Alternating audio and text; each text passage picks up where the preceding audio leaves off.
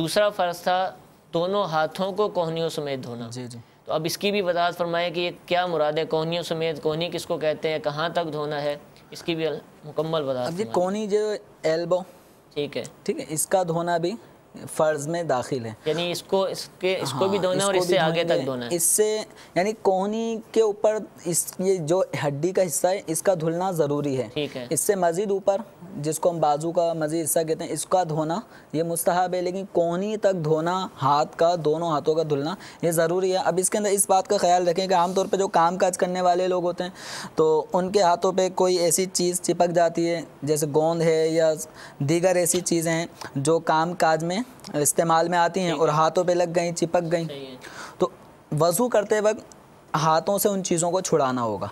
ठीक है। अब कोई सा भी ऐसा ज़रिया कि जिसके ज़रिए वो हट सके उसको छुड़ाएं, और जितना छुड़ाना मुमकिनात में से है उतना उनको छुड़ाना होगा।